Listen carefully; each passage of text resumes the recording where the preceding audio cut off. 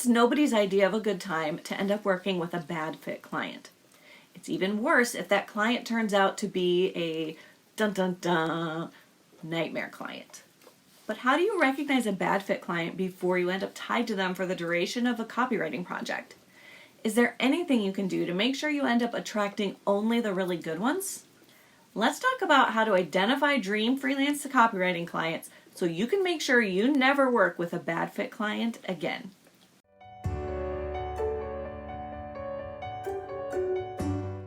Hi, I'm Christa Nichols, sales copywriter and messaging expert who trains mamas who love to write on how to make money as freelance copywriters without sacrificing their families or their freedom. In this video, I'm going to give you 3 strategies you can use before the ink on the contract is dried to make sure you're working with the right clients for you. I'm also going to share the exact questions I ask prospects before I ever talk to them that help me pre-qualify them to work with me. You ready? Let's go.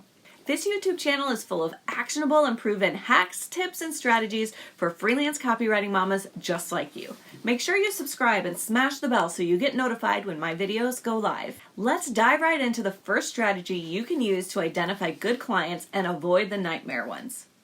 Look, you're a busy mama. You don't have time to spend on discovery calls with prospects who can't afford your rates or aren't in your niche or specialty. But how can you know if they're going to be a good fit without talking to them first? Use a pre-qualification form in your scheduler. When I book clients, I send them straight to my automated scheduler where they can choose a time that works for them. But before the appointment can be scheduled, they have to fill out a pre-qualification form, which gets automatically emailed to me when they book. This series of short questions gives me some basic information about them and their business, so I'm not going into the call blind.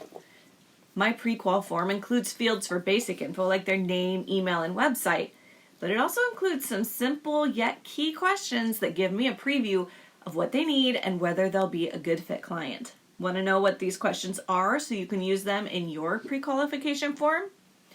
Awesome. Question number 1, what types of copy do you need help with?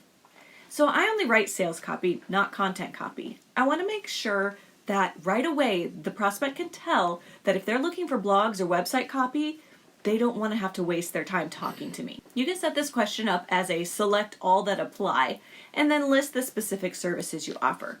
For me, it's sales funnel copy, ad copy, video scripts, webinars, and email sequences.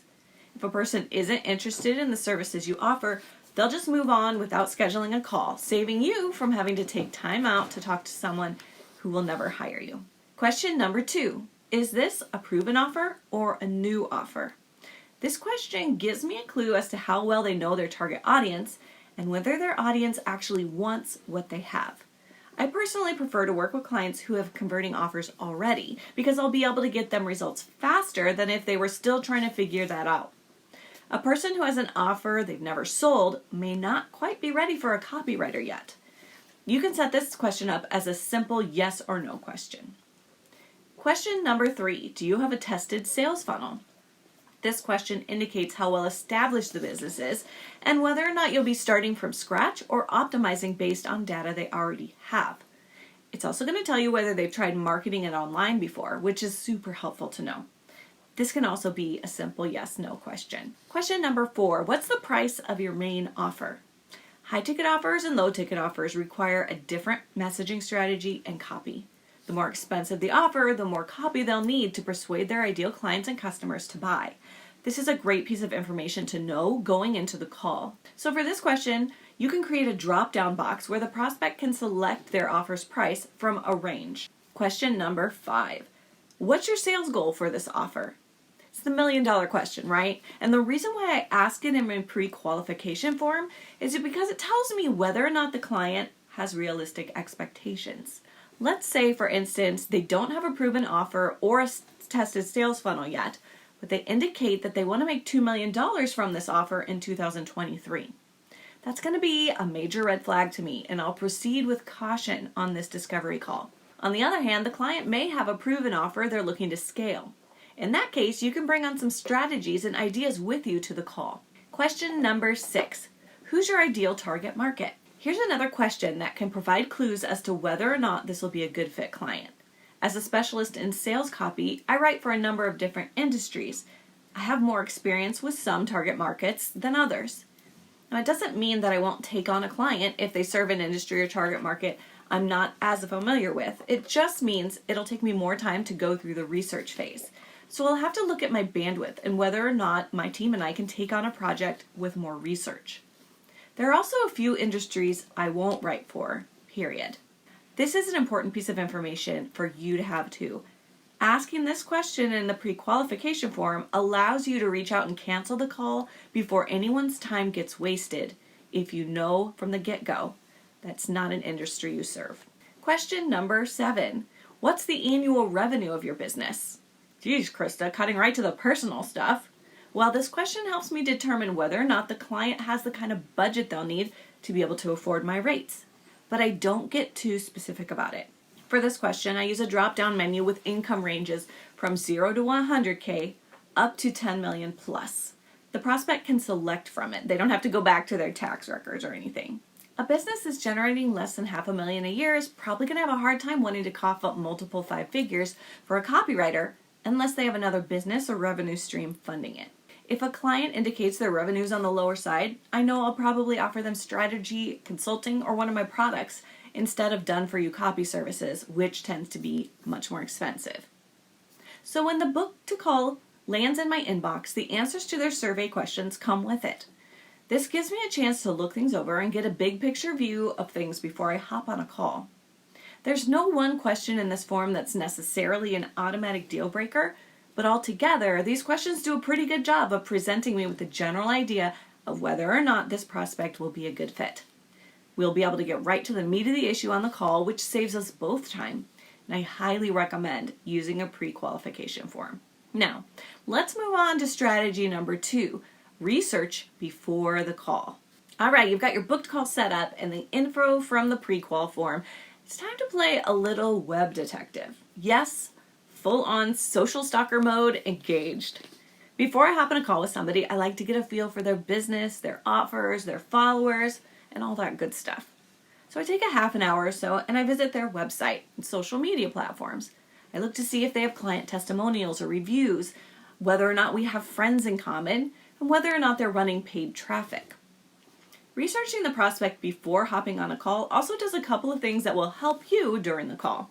First, it familiarizes you with who they are and what they do, giving you more info to add to what you learned in the pre-qualification form.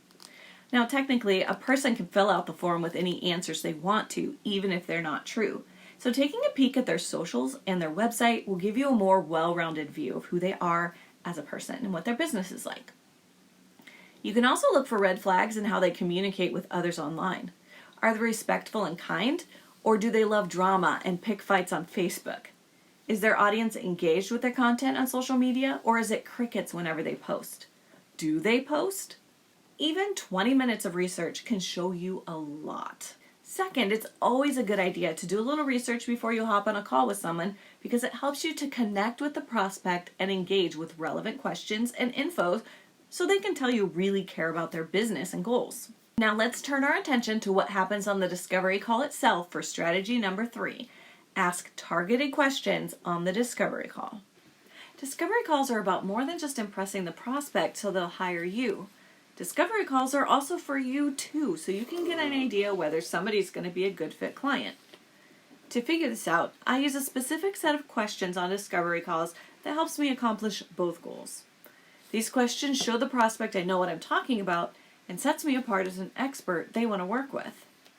These questions also help show me whether this is someone I want to work with or not. So let's take a look at these questions, but pay attention, I'm going to go fast. Number 1, what's the top goal of your business? This question shows me where the prospect's priorities are. I do my best work for people whose offers and products and services actually help other people. I can get them the best results because that aligns with the priorities I have for my own business. But it's not going to be a great fit for me if the person's only interested in making as much money as they can, as fast as they can. It's harder for me to get good results for that kind of a client because they're not as engaged with their target audience. Question number 2, how can I help you achieve that goal right now? So this question helps set the tone for talking about the specific types of copy services they need. If they're not sure, then I'll know I need to go deeper with questions and potentially offer strategy and consulting services before starting to write for them.